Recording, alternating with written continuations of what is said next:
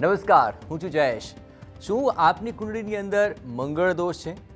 આપે કુંડળી મેળવી હતી પણ તેમાં કોઈ ભૂલ રહી ગઈ અને ત્યારબાદ મંગળ દોષની ખબર પડી છે કે પછી ખબર જ નહોતી અને લગ્ન પછી ખબર પડી કે આખરે મંગળ દોષ છે? તો હવે ડરવાની જરૂર નથી. તેની ખૂબ શાસ્ત્રોક્ત સમજ આજે આપને આપવા જઈ રહ્યા છીએ અને આપણી સાથે જોડાયા છે જાણીતા જ્યોતિષી ચેતનભાઈ પટેલ. ચેતનભાઈ, આપનું ખૂબ ખૂબ સ્વાગત છે. નમસ્કાર. વિષય તો મેં ઘણો સ્પષ્ટ કરી દીધો છે અને આ ઘણા બધા ઉઠતા સામાન્ય જીવનની અંદર ઉઠતા સવાલો છે કે મંગળ દોષ છે તેની ખબર હતી અને કોઈ કારણોસર તેમણે મેળાપક ન કરાવ્યો અથવા કરાવ્યો છતાં પણ તેમાં ક્ષતિ જણાય અને ત્યારબાદ ખબર પડી અને ઘણીવાર તો ખબર જ નહોતી અને જ્યારે પ્રોબ્લેમ્સ જીવનમાં વધવા લાગ્યા અને ત્યારે ખબર પડી કે મંગળ દોષ છે. હવે આવા તબક્કે શું કરી શકાય ચેતનભાઈ? મંગળ દોષ હોય, એકની કુંડળીમાં મંગળ દોષ છે અને બીજાની કુંડળીમાં નથી, ચાહે પતિની કુંડળીમાં છે કે પત્નીની કુંડળીમાં, અન્યની કુંડળીમાં નથી, લગ્ન બાદ ખબર પડી તો શું કરવું?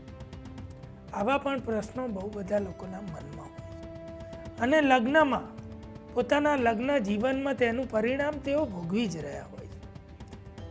ત્યારે એવું થાય કે આના માટે રસ્તો શું? લગ્ન થઈ ચૂક્યા છે તો હવે જ્યારે લગ્ન થઈ ચૂક્યા છે તો આપણે એટલું સ્વીકારી લેવાનું છે કે એકની કુંડળીમાં મંગળ દોષ છે, બીજામાં નથી. તો જેનામાં છે તે વધારે ગુસ્સો કરશે, પોતાનો ઈગો બતાવશે, બધી વાત તાકાતથી મનાવશે. બધું આપણે સમજી લેવાનું. જો આમ જુસ્સો બતાવશે એ આપણે સામેવાળા પાત્રે સમજી લેવાનું. લગ્ન તોડવાની બાબત નથી, લગ્ન જીવન ટકાવી લેવાની બાબત. પરંતુ કેવળ આ સમજવાથી જીવન ટકવાનું નથી. સામેવાળી જે વ્યક્તિ છે, જે પતિ અથવા પત્ની છે, જેનામાં મંગળ છે એ માંગલિક છે, એણે પણ સમજવાનું છે કે ઘરમાં અહીંયા તાકાત કે ગુસ્સો કે જુસ્સો અહીં બતાવવાનો નથી, અહીં ખોટો અહમ કે ઈગો પણ રાખવાનો નથી. લગ્ન પ્રેમ આપવાની બાબત છે, એકબીજાને પ્રેમ આપવાનો. એટલે એને પણ એટલું 50% તૈયાર થવું પડે અને આ બંને આ વસ્તુ કરો ત્યાં પણ મંગળ એનું કામ કરવાનું બંધ કરી દેશે એવું નથી. છતાં પણ તમારે મંગળ દોષના નિવારણ કરવાના જે આજે આપણે આ એપિસોડમાં બતાવીશું એ પૈકીના નિવારણો સાથે કરવાના. આ બંને સમજ તો કેળવી લેવાની છે. કેવળ સમજ એટલે આપણે કે શેઠની શિખામણ જાપા સુધી. કદાચ અમે વાત કરીએ તો આ શિખામણ થોડા દિવસ અસર કરશે આપને, પણ હંમેશા માટે નહીં. હંમેશા તો એ વસ્તુ અસર કરશે તમારો બદલાવ, આંતરિક બદલાવ. કેવળ કોઈ વાતથી આપણે બદલાતા નથી, અંદરથી ઓટોમેશન થાય એને બદલાઈએ. એવા સચોટ શાસ્ત્રીય ઉપાય કરીએ ત્યારે આપણે કુદરતી રીતે બદલાઈએ તો બંનેનું જીવન મંગળ દોષ એકમાં હોય ને એકમાં ન હોય છતાં પણ એકબીજા માટે પૂરક બને અને જીવન સુખેથી પસાર થાય છે. આવી રીતે મંગળ માટે એકબીજાએ પહેલાં માની લેવાનું છે, નથી તો જીવન ટકાઈ રાખવાનું છે એવો સંકલ્પ કરવાનો છે, પ્રેમથી રહેવાનું છે એ નક્કી કરવાનું છે અને મંગળના જે રિયલ સચોટ શાસ્ત્રમાં જે ઉપાય બતાવે છે એ ઉપાયો કરવાના છે. એ કરશો તો આ મંગળ નહીં નડે. બિલકુલ. એક તરફ આપ શાસ્ત્રની વાત કરી રહ્યા છો, બીજી તરફ એક સમજની વાત પણ છે. પતિ પત્નીમાં કદાચ સમજનો અભાવ થયો અને સમસ્યા સર્જાય તો આખરે વડીલોની સમજ કામે લાગતી હોય છે, પણ બીજાની સમજથી ઘર લાંબુ ચાલતું નથી, એ પણ હકીકત છે. તો આખરે એવા કયા શાસ્ત્રોક્ત ઉપાય હોઈ શકે કે જેથી આ પ્રકારની જો સમસ્યા આવી હોય તો તેની અંદર લગ્ન જીવન ટકી જાય? બહુ સાચી વસ્તુ છે, જાણી લેવાનું છે. જો રિયલ ઉપાય આપણે જાણી લઈએ ને તો જીવન બદલી નાખે. એ વાત બિલકુલ નિશ્ચિત છે. આજે આપ મંગળના જે મંગળ દોષ છે, માંગલિક છે, મંગળ એમ કહેવાય કે ભાઈ ઘાતક લાગે છે કે બાધક લાગે છે, બહુ બધી સમસ્યા પતિ અને પત્નીમાં આપે છે અથવા તો લગ્ન જીવનમાં આપે છે, લગ્નની શરૂઆતમાં આપે. આ બધાનું નિવારણ લાવવું હોય તો આ ઉપાયો બિલકુલ જાણી લો. જેટલા લોકોને આ લગ્ન સંબંધી બાબતો છે, એકબીજા પતિ અથવા પત્નીની જે આપણે આગળ પ્રોગ્રામમાં બધી કહી ચૂક્યા એવી તકલીફો થાય, એકબીજાથી ડર લાગે, ભય લાગે, કોઈ મારઝૂડના કિસ્સા કે અન્ય કોઈ પણ પ્રકારની તકલીફ સમસ્યા જો તમને જણાતી હોય તો આ ઉપાય કરવાના છે, બંને કરવાના. હવે જેને મંગળ સમજો કે બહુ ભારે છે અને મેળવ્યા વિના લગ્ન થયા, કોઈને હલકો મંગળ છે એને મેળવી લીધા અને તમે લગ્ન કરી લીધા તો એકબીજાને સમસ્યા આવે છે, ત્યારે ઉપાય જાણી લો. શાસ્ત્રોક્ત જે આ ઉપાયો કહ્યા છે ને એ અદ્ભુત કામ કરે, એ તમને બદલે છે. એવું નથી કે આ કહેવા ખાતર કહ્યા છે, લખવા ખાતર લખ્યા છે. હકીકતમાં આપણે જો સંકલ્પ કરી અને કરીએ છીએ તો એ વિધાન બની જાય. આપણે એમને એમ કરીએ ને તો કોઈ દોષનું નિવારણ નથી થતું. સૌથી પહેલાં સંકલ્પ કરવાનો છે કે આપણે કયા દોષના નિવારણ માટે ઉપાય કરીએ. તો આ મંગળ દોષના નિવારણ હેતુથી આપણે ઉપાય કરીએ છીએ. એવું સૌથી પહેલો મંગળવાર આવે ને ત્યારે ગણપતિ દાદા આગળ જઈ અને આપણે આ સંકલ્પ લેવાનો છે કે ભાઈ મંગળ દોષની આવી સમસ્યા છે, એનું આજથી નિવારણ થાય એટલે ઉપરોક્ત ઉપાય કરીએ છીએ અને જેમાં સફળતા આપણને ગણેશજી અપાવે છે. આવું કરી અને આપણે મંગળનો ઉપાય શરૂ કરવાનો. સૌથી પહેલો ઉપાય એમ કહ્યું છે કે ઉપવાસ રાખવાનો. દર મંગળવારે એક જ સમય ભોજન લેવાનું છે અને તેમાં પણ એવું કહ્યું છે સાંજના સમયે, સાંજે જ ભોજન લેવાનું છે. દિવસ દરમિયાન ફ્રૂટ અને દૂધ લેવાનું, અન્ય કોઈ પણ ચીજ નહીં. આવી રીતે આપ આ મંગળવાર કરી શકો છો અને આ રીતે આ મંગળવાર દોષનું નિવારણ થાય એવી રીતે કરવાનું. ગણેશજી આગળ બેસી સ્મરણ કરીને કરવાનું.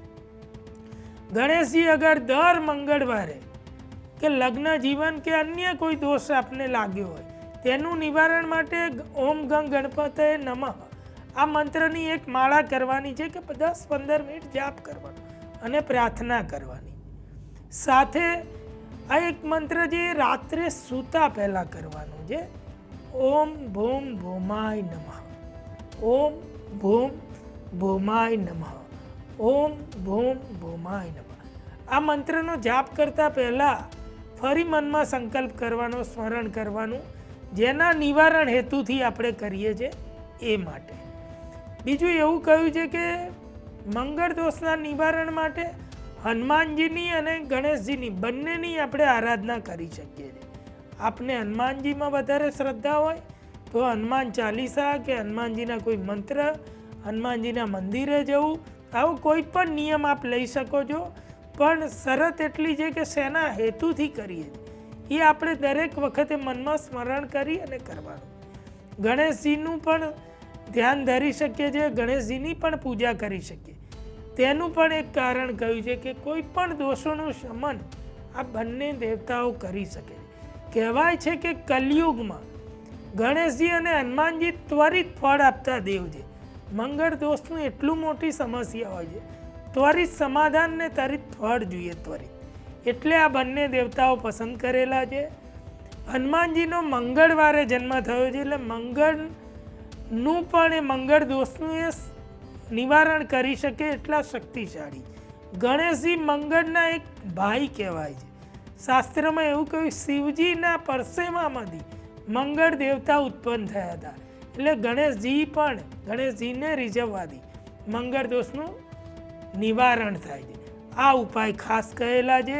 બીજું આપણે કહીએ કે મંગળના જે જાપ કયા છે, એવું કહેવાય છે કે મંગળના જાપ મંગળવાર અને મંગળના નક્ષત્રોમાં મૃગશિયા નક્ષત્ર, સ્વાતિ નક્ષત્ર અને ધનિષ્ઠા નક્ષત્ર, આ નક્ષત્ર હોય ત્યારે જાપ કરીએ તો તેનું બહુ અનેક ગણું ફળ મળે છે. આ જ દિવસે આવા જ્યારે દિવસ હોય કે મંગળવાર હોય ત્યારે આપણે આ બધો ક્લેશ શમી જાય, મંગળ દોષનું નિવારણ થાય તેવી ભાવનાથી કેટલી ચીજોનું દાન કરવાનું કહ્યું. એવું કહ્યું છે કે તાંબાનું પાત્ર કે વાસણો તેનું દાન કરવાથી મંગળ દોષનું નિવારણ થાય. એવું કહ્યું છે કે ગોળનું દાન કરવાથી મંગળ દોષનું નિવારણ થાય. મસૂરનું દાન, લાલ મસૂર આવે મસૂરની દાળ, તેનું દાન કરવાથી મંગળ દોષનું નિવારણ થાય છે. આવી ઘણી બધી બાબતો કહી છે. આમાંથી જે આપને અનુકૂળ લાગે પરંતુ સંકલ્પ કરી અને નિવારણ કરવું જોઈએ. અને ખાસ ઉપાય કહ્યો છે કે કોઈને કોઈ પણ રીતે આ મંગળ શાંત ન થતો હોય ત્યારે મંગળનું એક પરાવાળું એટલે મંગળનું નંગ કહેવાય, જેનું નામ છે પરાવાળું, પણ રિયલ લાવવાનું છે અને ત્રિકોણ લાવવાનું છે. એ ત્રિકોણ છે ને ચપટું આવે, એ ટચ ન થાય એવી રીતે હાથમાં ધારણ કરવાનું છે, ચાહે છેલ્લી આંગળી અથવા ત્રીજી આંગળીમાં. આવી પ્રકારે એ ટચ ન થાય એમ ચાંદીમાં બનાવવાનું છે, ચાહે સોનામાં બનાવી શકો, ચાહે તાંબામાં બનાવી શકો. આવી રીતે આ મંગળનું નંગ ટચ ન થાય એવી રીતે ત્રિકોણ નંગ લેવાનું છે, જેનું ત્રિકોણ બાજુ આગળની તરફ રાખવાની. આવી રીતે જેનો મંગળ શાંત જ ના થતો હોય અને જેને મંગળ દોષની તકલીફો થતી હોય, જેનો અંત ના આવતો હોય, તે એમણે કોઈ સારા મંગળવારે બ્રાહ્મણ પાસે પૂજા કરાવીને અથવા જાતે મંગળના જાપ કરી ગણેશજી આગળ બેસી અને આ મંગળનું નંગ ધારણ કરવું જોઈએ. આ કરવાથી એવું ચોક્કસ કહેવાય છે કે માનવી બદલાઈ જાય છે. આપણે બદલાઈ જઈએ, ભલે નામ એનું એ રહે, ચહેરો એનો એ રહે, વ્યક્તિ એનો એ રહે, પણ ગુણધર્મ અચૂક બદલાઈ જાય છે. ઉપવાસ કરવાનું, મંત્ર જાપ કરવાનું, એનું રહસ્ય જ આ છે. એવું કહ્યું છે કે આપણે આ પ્રયોગ કરીએ ને, આપણે ઓટોમેટિક બદલાવ આવી જાય અને આપણે સંકલ્પ સાથે કરીએ છીએ એટલે આપણું ચેતન મન અવચેતન મન પણ નક્કી કરી લે છે કે બદલાવ લાવવાનો, આનું નિવારણ કરવાનું. આ સચોટ નિવારણ છે, આ શાસ્ત્રમાં બતાવ્યા છે. આમાંથી જે અનુકૂળ લાગે એ નિવારણ કરો. હજારો લોકોના કામ થયા છે, હજારો લોકોના મંગળના નિવારણ થયા છે, લોકો સુખી થઈ ગયા છે. એટલે આ કરશો તો અનુભવ થશે. અને આને અંધશ્રદ્ધા માન્યા વિના ધર્મ છે, ધાર્મિક છીએ આપણે. હિન્દુ ધર્મમાં આટલું બધું આપણને આપ્યું છે અને માનવીને સુખી કરવા માટે આ શાસ્ત્ર અને નિવારણ જણાવે છે. જો આપ આ કરશો, અચૂક લાભ થશે અને આ મંગળ દોષનું ચોક્કસ નિવારણ થશે. સુખ, શાંતિ, સમૃદ્ધિ અને સુંદર લગ્ન જીવનની પ્રાપ્તિ થશે. બિલકુલ. તો આખરે આટલા શાસ્ત્રોક્ત અને સચોટ ઉપાય આપે બતાવ્યા છે અને આટલા ઉપાય કર્યા બાદ પણ ચેતનભાઈ આખરે જો સમસ્યા રહેતી હોય તો શું લગ્ન વિચ્છેદ એ અંતિમ ઉપાય છે? હવે જો આને આપણે લગ્ન વિચ્છેદ ન કહીએ, મેં શરૂઆતમાં પહેલાં એમ કહ્યું કે આપણે બધું આ પ્રયત્નો કરી ચૂકીએ. ઘણીવાર એવું હોય કે વન સાઈડ પ્રયત્નો થઈ જ જાય અને બીજી બાજુ પ્રયત્ન ન થાય તો નિકાલ આવે નહીં. ધારો કે કોઈ વાહન લઈને નીકળીએ, એક સાઈડનું ટાયર બ્રેક મારે, એક સાઈડનું ચાલવા માંગે, એવી રીતે જીવન પણ ચાલી શકતું નથી. હવે બહુ પ્રયત્ન છતાં પણ જો લગ્ન જીવન ઠાળે ન પડે તો મેં કહ્યું ને કે પોતાની સમજ, વડીલોની સમજ કે આપણા રિયલ હિતે જ શું હોય, એ લોકોની બુદ્ધિ, એમની સમજ પ્રમાણે આપણે જીવનમાં કદાચ છૂટા પડવાનો પણ નિર્ણય લઈએ તો એ કોઈ અશુભ બાબત નથી. છૂટા પડવું એ કોઈ દુઃખ કરતી બાબત નથી, દુઃખ ઓછું કરતી બાબત છે. ઘણીવાર લોકો એવું કહે કે તમે આવી કેમ સલાહ આપો, પણ રિયલ દુઃખમાં ન જીવવું. ઈશ્વરે આપણને સુખેથી જીવવા મોકલ્યા છે. મનુષ્યનો અવતાર સુખમય રીતે જીવવા માટે મળ્યો છે કે જેનું બધું કરી ચૂકવા છતાં નિવારણ નથી થઈ રહ્યું. તો છૂટા પડો તો બંને સુખી થશો. બંનેના જીવનમાં ફરી નવો સૂરજ ઉગે છે અને બંને ભવિષ્ય સુખી પણ થાય છે. ઘણીવાર એવા પણ લોકો આપણે જોયા હશે કે જોડે હતા તો બંને દુઃખી હતા, છૂટા પડવાથી બંને સુખી થાય છે અને બંને સુખી થઈને પણ એકબીજાને યાદ કરે છે અને વાત કરે છે અને ખુશ રહે છે. એટલે આવું પણ જીવનમાં બને છે કે ઘણીવાર છૂટા પડવામાં પણ બંનેનું હિત હોય. એવું જ્યારે આપણને માલુમ પડે તેમાં કંઈ જ ખોટું નથી તો છૂટા પડવું પણ જોઈએ. પરંતુ આપણું ધર્મ, શાસ્ત્ર અને સંસ્કૃતિ આપણને લગ્ન જીવન ટકાઈ રાખવાનું શીખવાડે, એટલે આપણે એનો પ્રયત્ન સૌથી પહેલાં કરવો જોઈએ. બિલકુલ. તો આખરે આ શાસ્ત્રોક્ત બાબતો છે જે આપના સુખની અંદર અભિવૃદ્ધિ કરશે. આ સમજની એ બાબત છે કે જે આપને સુખનો માર્ગ પ્રશસ્ત કરાવી રહ્યો છે અને એટલું ત્યાં એક સંદેશનો પણ ચોક્કસપણે માર્ગ છે કે જેનાથી જીવન વધારે ઉન્નત થાય, શાંતિમય બને, તે માટેના આ પ્રયાસ છે અને તે પ્રયાસ તમામ આપ સુધી ભાગ્યમંત્ર થકી ચેતનભાઈ થકી પહોંચ્યો છે. ચેતનભાઈ, આપનો ખૂબ ખૂબ આભાર. નમસ્કાર. તો જીવન સુખમય બનશે, શાંતિમય બનશે, સમૃદ્ધ બનશે. જો એક સાચી સમજ તેને શાસ્ત્ર રૂપે જાણીને આપણે કરીએ, શાસ્ત્રોક્ત ઉપાયો થકી કરીને જાણીએ તો ચોક્કસપણે તેનો લાભ થશે. આવી જ વિશેષ રજૂઆત સાથે ફરી મળીશું. રજા આપશો. નમસ્કાર.